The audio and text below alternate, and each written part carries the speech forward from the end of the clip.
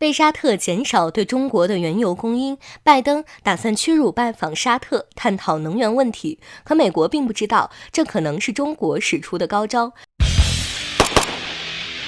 在特朗普担任总统时，沙特与美国的关系极其友好。可自从拜登上台后，就对沙特非常不屑，甚至大放厥词，称沙特是贱民国家。拜登在竞选时声称要让沙特王室成为社会的弃儿，以至于沙特和美国的关系逐渐恶化。拜登甚至还提供了武器给沙特的死对头，让沙特陷入了危险境地。而沙特转头就向中国购买了东方导弹，维护自己的领土安全。此后的沙特也和中国越走越近。可是，自从俄罗斯的石油被禁止部分出口后，沙特就成为了各个国家争抢的对象，就连美国都想重新拉拢沙特，让其增加石油产量，但沙特明确拒绝了美国的要求，甚至连电话都不想接。那么，在局面如此僵持不下的情况下，有人却透露出沙特阿美公司即将对中国削减原油供应。此事虽然沙特阿美公司并没有做出明确回应，但美国似乎想要把握时机，缓和与沙特之间的关系。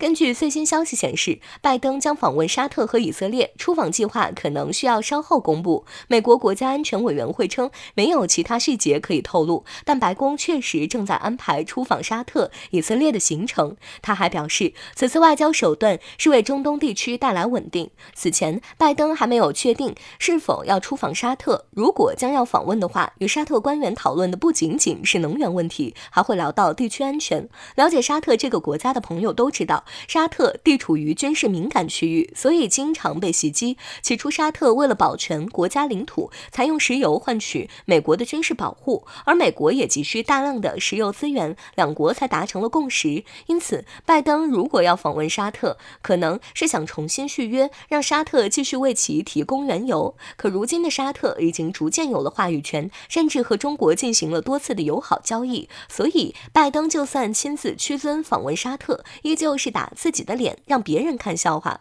其实，沙特减少中国的原油供应，对中国来说是件好事，而且这件事很有可能就是两国商量好的。沙特与中国的关系一直都不错，并不会单方面宣布削减中国原油供应。那么，在全球石油价格高涨的情况下，中国内部也受到了不小的影响，而中国为了稳住局面，肯定需要购买大量俄罗斯的便宜石油，而沙特也可以将原本卖给中国的石油上涨价格提供给欧洲的一些国家。这样一来，世界的石油价格将会迎来新变化，对中国也是比较有利的。而美国以及欧洲国家自作自受，将花费更高的价格购买沙特石油。